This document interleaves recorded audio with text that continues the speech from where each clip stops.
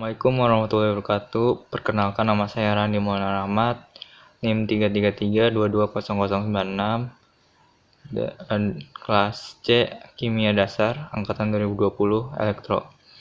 Oke, kali ini saya akan menjelaskan tentang kinetika kimia, yaitu bagian part 2. Oke, langsung aja ya. Oke, yang pertama adalah grafik laju berdasarkan order reaksi. Oke, pada grafik laju berdasarkan order reaksi ini, pada umumnya hubungan antara laju reaksi dengan konsentrasi zat-zat reaksi hanya diturunkan dari data eksperimen. Bilangan pangkat yang menyatakan hubungan konsentrasi zat reaksi dengan laju reaksi disebut order reaksi. Dan untuk reaksi sendiri ya ada A plus B, terus C plus DD persamaan laju reaksinya, maka akan ditulis R sama dengan K konsentrasi A dikali konsentrasi B, atau A pangkat M konsentrasi A pangkat M kali konsentrasi B pangkat N. Oke, untuk R sendiri adalah laju reaksi, sedangkan K itu tetapan laju reaksinya, terus konsentrasi zat A yang dalam kurung siku A itu konsentrasi zat A, terus M itu order reaksi, dan N juga order reaksi. Oke, order reaksi dapat ditentukan dari persamaan laju reaksi. Misalnya reaksi 2H2 plus 2NO menuju 2H2O plus N2, maka persamaan laju reaksinya adalah R sama dengan KH2NO2. Nah, di sini kita dapat mengetahui bahwa H2 itu termasuk ke order 1, sedangkan NO itu termasuk ke order 2. Nah, untuk lebih jelasnya kita masuk ke pembahasan order. Oke, yang pertama adalah order 0. Nah, pada order 0 sendiri ini rumusnya adalah R sama dengan K konsentrasi zat pangkat 0. Nah, dipangkatkan 0 sama dengan, berarti apapun yang dipangkatkan 0 hasilnya 1. Oleh karena itu grafiknya pun akan datar, tidak akan naik ataupun turun. Tuh, seperti gambar yang ada di PPT. Oke, itu order 0. Nah, kalau untuk order 1 itu konsentrasi zat dipangkatkan oleh 1, maka dia akan naik ke atas. Contohnya misal nilai konsentrasi si A ini adalah 4. Kalau 4 dipangkatkan 1, maka hasilnya adalah 4 kali lebih besar. Tuh, atau tetap sama sesuai dengan nilai A-nya. Grafiknya pun naik ke atas gitu. Oke. Nah, selanjutnya adalah order 2. Nah, order 2 sendiri sama rumusnya, cuman bedanya ada di pangkat ya, pangkatnya 2. Nah, itu berarti konsentrasi zat A nilainya akan dipangkatkan 2. Misalnya nilainya adalah 2, maka zat A akan dipangkatkan 2 untuk kuadrat, maka nilainya akan 4 kali lebih besar gitu. Atau 2 kali lebih besar, bukan 2 kali, 2 pangkat lebih besar daripada nilai sebelumnya. Nah, maka grafiknya pun order 2 langsung ke atas, nggak seperti grafik order 1 yang seperti ini ya. Nah, itu karena kan pangkat ya. Kalau order 1 kan 1, jadi bertahap gitu naiknya. Sedangkan ini langsung ke atas karena ini adalah pangkat kuadrat. Oke. Selanjutnya adalah persamaan laju terintegrasi waktu. Nah, pada persamaan laju terintegrasi waktu adalah persamaan laju yang menunjukkan hubungan konsentrasi dan waktu. Digunakan untuk menentukan waktu paruh T setengah reaktan. Waktu paruh merupakan waktu yang diperlukan oleh setengah dari jumlah reaktan untuk berubah menjadi produk. Oke, di sini ada tabel ya, di mana ada order 0, order 1, dan order 2. Nah, kita bisa lihat sendiri rate law expression, integrated rate expression, half life juga.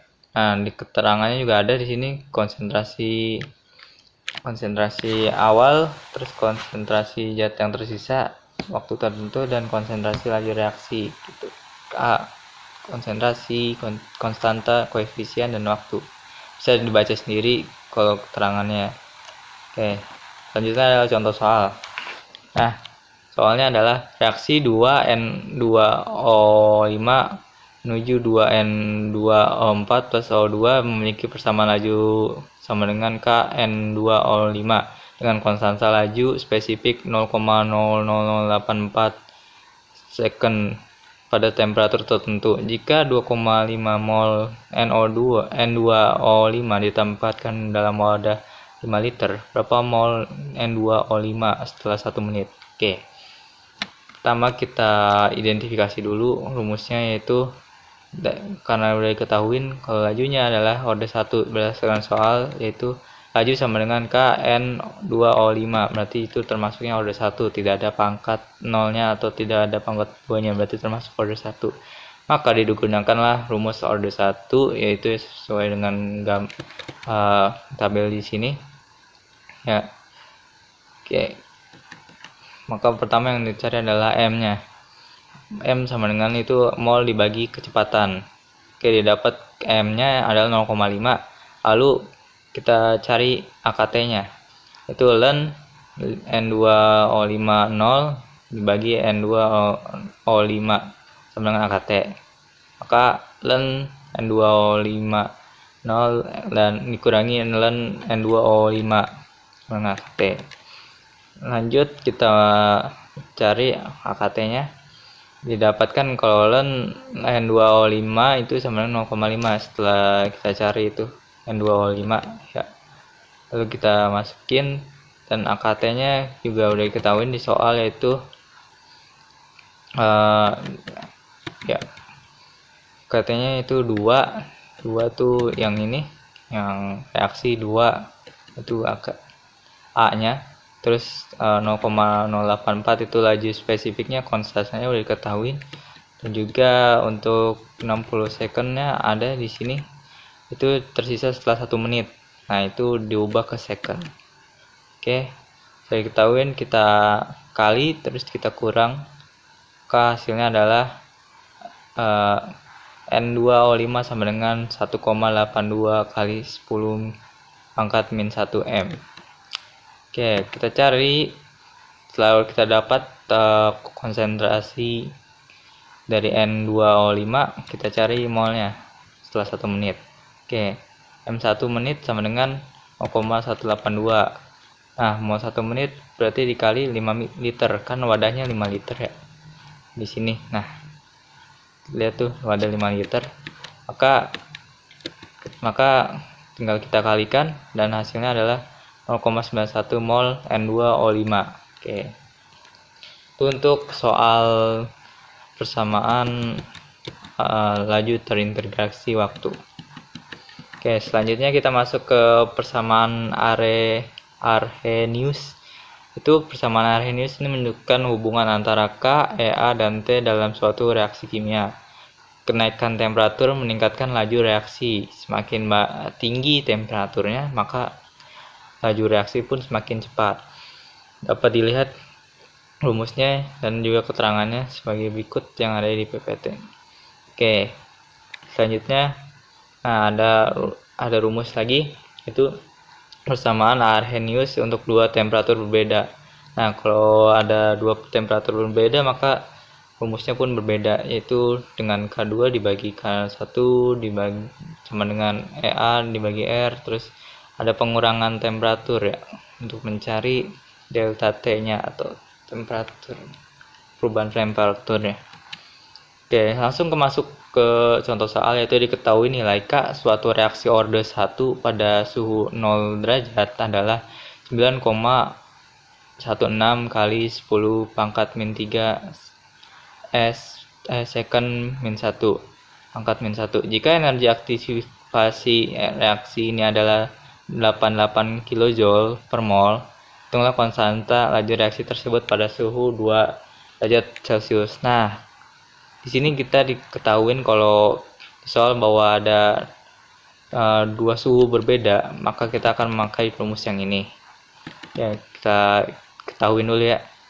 Oke, diketahuin bahwa EA-nya 88.000 joule per mol. Kita ubah yang tadinya kilojoule jadi joule. Oke, terus K1-nya sama dengan yang tadi 9,16 kali 10 min 3. Lalu R-nya 8,314 joule per mol kali K. Itu R sendiri udah diketahuin di rumusnya ya. Ini ada ketetapan gitu. Oke, koefisien gitu lah. Terus T-nya karena ini Celsius ya, kita ubah ke Kelvin, yaitu dengan menambahkan 273. Karena 0 ditambah 273 tetap 273, maka tetap sama. Sedangkan yang 2 ditambah 273 hasilnya 275. Oke, setelah diketahui suhu semuanya, tinggal kita cari K2 ya. Oke, dengan rumus ln K2 per K1 sama dengan EA per R dalam kurung 1 per T1 kurangi 1 per T2. Oke, seperti yang ada di PPT, kita masukin aja. Nah, kita ketahuin kalau EA per R 1 dikali 1 per T dikurangi 1 per T2 hasilnya adalah 0,282. Oke, habis itu kita kalikan balik gitu ya. Hasilnya adalah K2 dibagi 9,16 kali 10 min 3 sama dengan 1,32.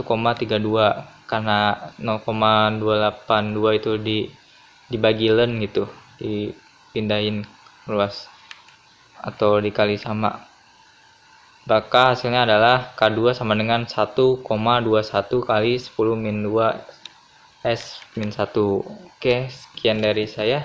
Terima kasih. Assalamualaikum warahmatullahi wabarakatuh.